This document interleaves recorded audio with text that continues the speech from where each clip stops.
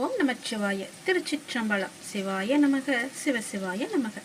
என் அன்பு கண்மணி, நீ நீண்ட நாட்களாக காத்திருந்தாய் உன் கைக்கு வர வேண்டிய பணம் வந்து சேரும் என்று. நீ நினைத்தபடி வாழ்க்கையை பாதுகாப்பாக கொண்டு செல்ல நீ சில திட்டங்களை செயல்படுத்தி இந்த முறை நீ நிச்சயம் வெற்றியும் கண்டிருப்பாய். உன் வாழ்க்கைக்கு தேவையான பணமும் இன்னும் 2 தினங்களில் உன்னை வந்து சேரும். அச்சம் கொள்ளாதே. அச்சம் உனக்குள் இருந்தாலும் நான் உன்னோடு இருப்பதை எண்ணி நீ என் ஆற்றலை அதிகப்படுத்திக் கொள். அதை கடந்து வந்துவிடு. நீ என்னிடம் நீண்ட நாட்களாக கேட்டும் உனக்கு தர தடையாக இருந்த காலங்கள் மாறி நீ கேட்டதை பெரும் காலம் எதிர்மறை எண்ணங்கள் எல்லாம் உனக்குள்ளே வராமல் பார்த்து கொண்டால் நீ கேட்டது எல்லாம் வந்து சேரும். உன் மனம் பக்குவப்பட்டு வந்து கொண்டிருக்கிறது. இந்த பக்குவத்தால் நீ செய்ய வேண்டிய அனைத்தையும் வெற்றிகரமாகவே செய்து முடிக்கப் போகிறாய். இரவு பொழுதில் யாரையும் நான் பார்க்க வர மாட்டேன். ஆனால் உன்னை பார்க்க வந்ததற்கான முழு காரணம் என்னவென்று தெரியுமா? நாளை அதிகாலை நீ செய்ய வேண்டிய முக்கியமான ஒரு பணி இருக்கிறது. நீ எனக்காக செய்ய வேண்டும். அது என்னவென்று அறிந்து கொண்டு அதன்படி நீ செய்துவிடு. நிச்சயம் உன் வாழ்வில் பல நல்ல மாற்றங்கள் வருவதற்கு அது நிச்சயம் உனக்கு துணை இருக்கும். நாளை அதிகாலை எழுந்து என்னை நீ வழிபட வேண்டும். நீ எடுத்துக்கொள்ள முயற்சிகள் எல்லாமே நிச்சயம் உனக்கான பலனை தரப்போகிறது. சோம்பலை எல்லாம் விட்டுவிடு. நாளை அதிகாலை எழுந்து நீ எனக்காக ஒரே ஒரு வழிபாடு செய். என் முன்னால் தீபம் ஏற்றி, அகன்ற தீபம் ஏற்றி, எனக்கு பால் பாயாசம் வைத்து என்னை தீபமேற்றி என்னை வணங்கு. உனக்கான வேண்டுதல்களை நான் உன்னிடம் வந்து சேர்த்து விடுவேன். நீ சிரத்தையாக என்னை வழிபட உன்னை வருத்தி கொண்டு நீ செய்ய வேண்டாம்.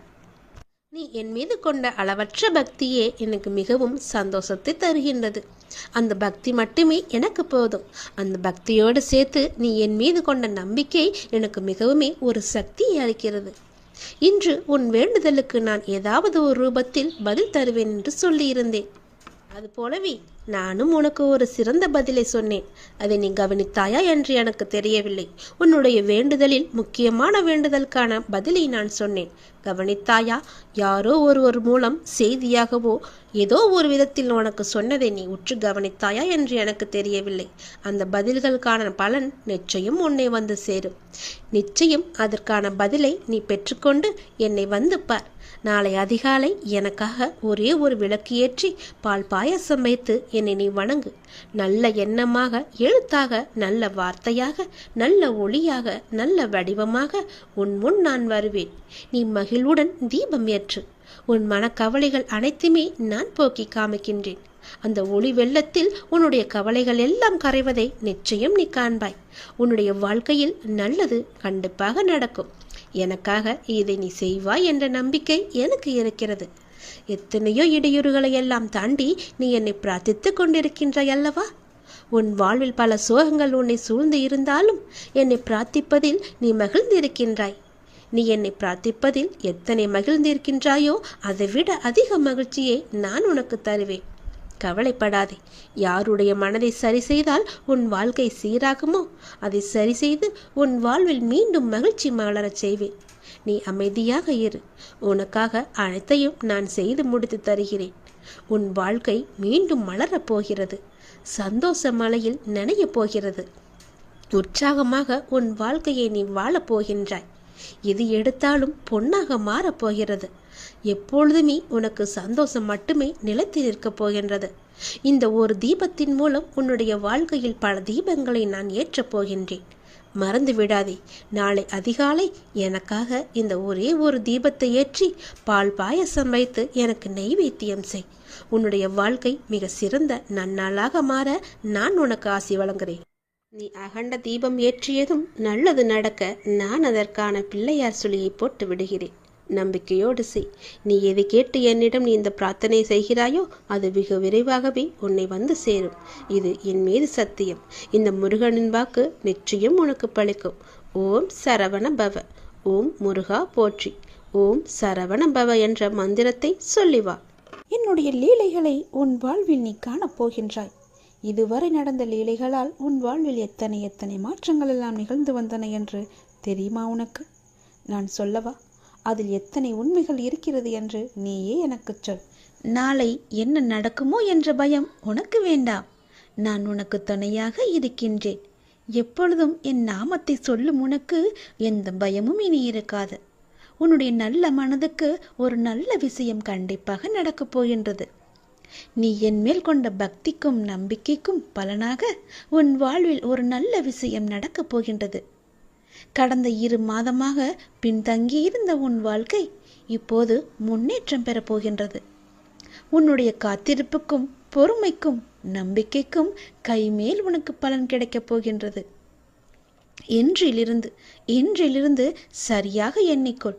இன்றிலிருந்து 48வது நாளில் நல்ல மகிழ்ச்சியான நிகழ்வுகள் எல்லாம் உன் வாழ்வில் நடக்கப் போகின்றன. நேர்மறை எண்ணத்தோடு உன் வாழ்வை நீ நடத்த வேண்டிய நேரம் வந்துவிட்டது. நேர்மறை எண்ணத்தோடு வாழ்வை நடக்க வேண்டிய நிகழ்வுகள் எல்லாம் தானாக நடைபெறும். உன்னுடைய தடைகள் எல்லாம் அகன்றுவிடும். உனக்கு புதிய வழிகள் எல்லாம் பிறக்கும். அந்த வழிகளில் முட்கள் இருந்தால் அதை பற்றி எல்லாம் நீ கவலைப்படாதே. அந்த முட்களை களைய நானே உனக்கு முன்பாக சென்று கொண்டிருப்பேன். நீ செல்லும் பாதை தெளிவாகும். பயப்படாமல் செல். வாழ்க்கையை பற்றி பயப்படாதே. உன் வாழ்க்கையில் இப்படியாகி விடுமோ, அது நடந்து விடுமோ, இது இப்படி நடந்து விடுமோ என்ற பயமெல்லாம் இனி உனக்கு தேவையே இல்லை. வாழ்வில் கஷ்டம், தோல்வி, நெருக்கடி, அவமானம், நம்பிக்கை துரோகம் என அனைத்துமே வாழ்வில் இப்படி சந்தித்து கொண்டு இருக்கின்றேனே. என் வழிகளை பார்த்து கொண்டுதானே இருக்கிறார். என் வழிகளுக்கான ஒரு நல்ல மருந்தை என் அப்பா எனக்கு கொடுக்க மாட்டாரா என்ற உன்னுடைய ஆதங்கம் எனக்கு புரிகின்றது. உன் வழி எப்படி என்பது எனக்கு தெரியும். எவ்வளவு அதிகமானது என்பதும் எனக்கு தெரியும். சூழ்நிலை மோசமாகத்தான் போகிறது. மாறும், நிச்சயம் மாறும். உன் முன்னேற்றம் உனக்கு கிடைத்த மாதிரியே, நினைத்த மாதிரியே இருக்கப் போகின்றது. நீ நினைத்த இடத்தில் எல்லாம் அதற்கு எதிர்மாறாகத்தான் நடக்கிறது என்று உன்னுடைய மனக்குமுறல் உன் மனதில் இருக்கிறது எனக்கு புரிகிறது.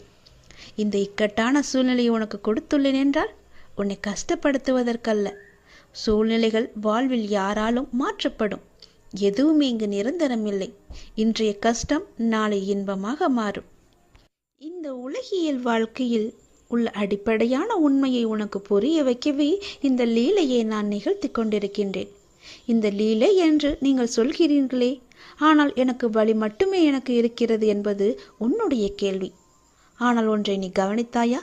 உன்னுள் உனக்கு ஏற்பட்ட மாற்றம் என்ன என்பதை நீ அறிந்தாயா? முதலில் சிறு பிள்ளையாக இருந்தாய். சிறு பிள்ளையாய் கஷ்டம், தோல்வி என்றால் என்ன கூட என்று தெரியாத நிலையில் இருந்தாய். சந்தோஷம்தான் வாழ்க்கையின் முகம் என்று இருந்தாய். ஆனால் பிறகு உன் வாழ்க்கை மெல்ல மெல்ல பக்குவ நிலை வந்தாக வேண்டும் என்ற நிலையில் வாழ்க்கைக்கான அனுபவம் இல்லாமல் நீ இருந்தாய். கஷ்டம் மெல்ல உன் வாழ்க்கைக்குள் வந்தது. முதலில் அதை சமாளிக்க நீ தடுமாறினாய். பிறகு ஒவ்வொரு கஷ்டத்திலும் தோல்வியிலும் நிறைய தவறுகளையும் அனுபவங்களையும் நீ கற்றுக்கொண்டாய். அடுத்தடுத்து கஷ்டம் என அடுத்து வந்தபோது உன் மன வலிமை, நம்பிக்கை, வைராக்கியம், பொறுமை வளர்த்து கொண்டே வந்ததும் வாழ்க்கையில் உண்மை உருவத்தை நீ புரிந்து கொள்ள ஆரம்பித்தாய். பிறகு சூழ்நிலைகளை எல்லாவற்றையுமே நீ சகித்து கொள்ள ஆரம்பித்தாய். சகித்து கொண்டு வாழ்க்கையை ஏற்க பழகினாய். உன் சூழ்நிலை எந்த ஒரு சூழ்நிலை வந்தாலும் மனம் தளராது அதை உனக்கு ஏற்றவாறு நேர்மறையாய் மாற்ற நீ முயற்சிக்க ஆரம்பித்தாய். இப்படி உன்னை சிறு சிறு படிகளாக உன் சின்ன பிள்ளைக்கு நடக்க பழக்க கொடுப்பது போல வாழ்க்கையில் பயணிக்க கற்றுக் கொடுத்து வருகின்றேன் நான். அதை நீ உணர்ந்தாயா? நம்முடைய அப்பா நமக்கு நல்லதுதான் செய்வார். என்ன நடந்தாலும் அவர் நம்முடன் இருப்பார் என மிக பெரிய பொறுப்பை நீ எனக்கு கொடுத்திருக்கின்றாய். அதை நீ மறந்து விட்டாயா? முதல் நாள் என்னை பார்க்க வந்த போதே உன்னுடைய பொறுப்பு எல்லாவற்றையும் தான் நான் உன்னிடமிருந்து வாங்கி கொண்டேனே. அதை நீ மறந்து விட்டாய் என்று நினைக்கின்றேன். அப்படி இருக்கையில் உன்னை எப்படி தனித்து தவிக்க விடுவேன் நான்? உன் கண்ணிற்கு வெகுமதிகள் எப்படி கொடுக்காமல் இருப்பேன் நான்? இந்த இக்கட்டான சூழ்நிலைகள் எல்லாம் நம்மை பக்குவம் அடைவதற்கும் நம்மிடம் உள்ள எதிர்மறையை மாற்றி அமைப்பதற்கும் தான் என்பதை நீ புரிந்து கொண்டாய் அல்லவா? உன் வாழ்வில் இனிமேல் அழகான மலர்களும் வண்ணங்களும் தோன்றப் போகின்றது. உன் பெற்றோர் என்னுடைய பொறுப்பு. அவர்களது பிரச்சனை விரைவாகவே சரி செய்ய அதற்கான வழிகளை நான் அமைத்து கொடுக்கின்றேன். அவர்கள் என் ஆசீர்வாதங்களுடன் நிம்மதியாக வாழ்வார்கள். நீ என் உயிர் பிள்ளை. நான் உன்னுடைய அப்பா. உலகமே என் பிள்ளையான நீதான் என்று நான் இருக்கின்றேன். உன்னுடன் நான் எப்போதும் இருப்பேன். எல்லா சூழ்நிலைகளிலும் இருப்பேன். உன் முயற்சியில் என்னுடைய பங்கு நிச்சயம் இருக்கும். நல்லது நடக்கும். நீ எது செய்தாலும் இரு மனதாக செய்கின்றாய். இரு மனசா நீ இருக்காத. எப்போதுமே உன்னுடைய மனதை நீ தெளிவாக வை. உன்னுடைய 1000 கேள்விகளுக்கும் ஒரே ஒரு பதிலை தானே நீ எதிர்பார்த்துக்கிட்டு இருக்க. இன்னும் சில நாட்களில் அதற்கான நல்ல அறிகுறிகளை எல்லாம் நான் உனக்கு காமிக்க போகிறேன். நானே சில நேரம் உன் மீது கோபத்தை காட்டலாம். எதனாலன்னு சொல்கிறேன், தெரிஞ்சுக்கோ. யார் எப்படி வேணாலும் நடந்து கொண்டாலும் நீ என்னோட சொற்படி மட்டும்தான் நீ நடந்துக்கிட்டு இருக்க. அது வரைக்கும் உன்னை காக்க வேண்டியது எல்லாமே என்னுடைய பொறுப்பு. உன்னை காக்கும் பொறுப்பில் சில நேரம் நான் உன்னிட்ட சிறிது கடுமையாக நடந்துப்பேன். அப்படி நடந்து கொண்டிருக்கும் நேரத்தில் அது ஒரு தந்தையா உன் தன் பிள்ளைய வழி நடத்ததான்னு நீ தெரிஞ்சுக்கோ. என்ன அப்பா என் மீது இவ்வளோ கோவப்படுவார், இவ்வளோ கஷ்டப்படுத்துகிறாருன்னு கவலைப்படாத. என் மீது கோபமும் படாத. அதே நேரம் நீ தடுமாறும் போது தாங்கி பிடிச்சிக்குவது யாருன்னு பாரு. யாருடைய கையின்னு ஒரு நிமிடம் நிமிந்து பாரு. அது நானாக தான் இருப்பேன். உன்னை காக்கும் பொறுப்பில் நான் தான் இருக்கேன். உன்னை பத்திரமா பாதுகாத்து ஒரு பொறுப்பான பிள்ளையா உன்னை உயர்த்தி வாழ வைக்கத்தான் இது எல்லாம் நடந்துக்கிட்டு இருக்கு. உன்னை உயர்த்தி வாழ வைக்க வேண்டியது நீ முழுமையாக நம்பிக்கிட்டு இருக்க இந்த அப்பாவோட பொறுப்பு.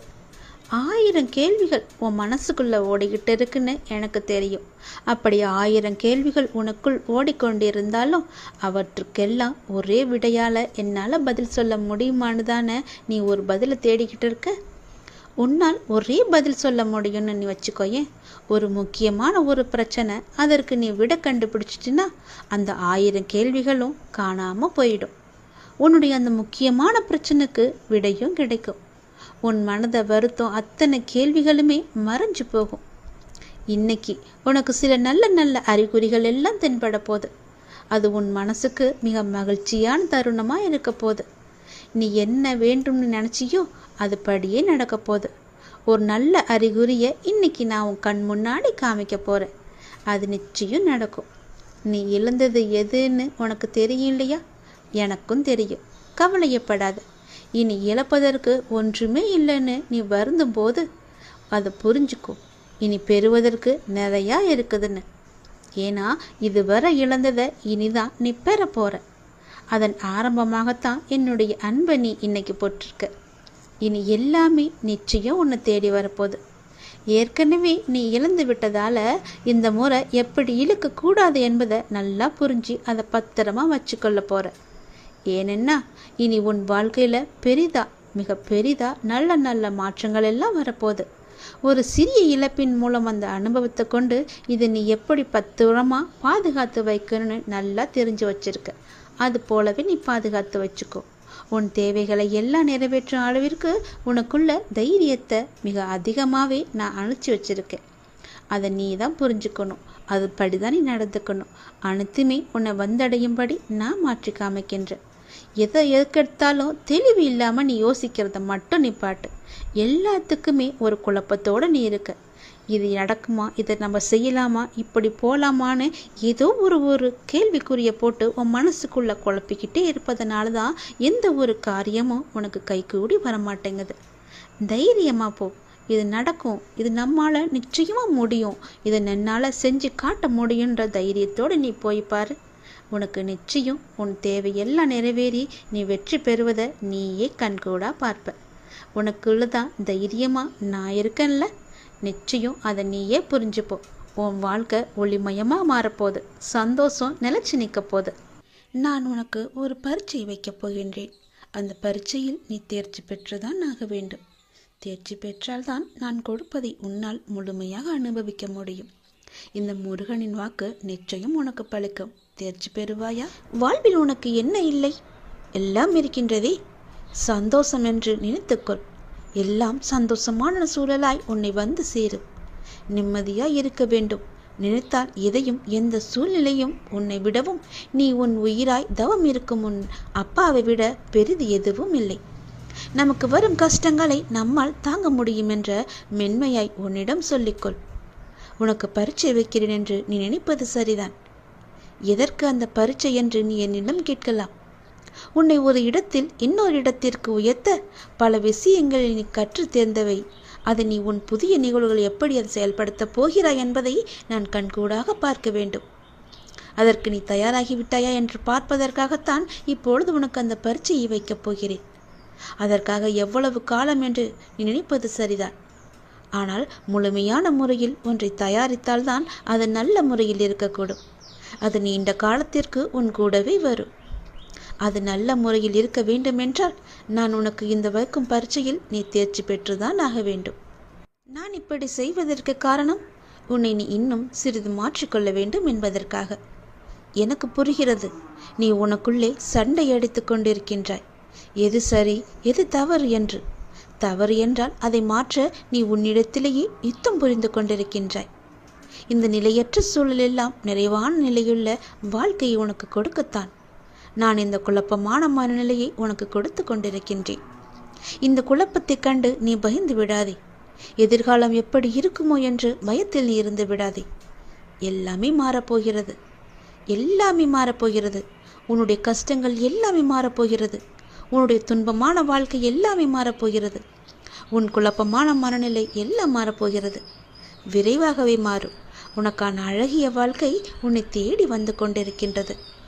என் கரம் கொண்டு அதை நான் உனக்கு கொடுக்கப் போகிறேன்.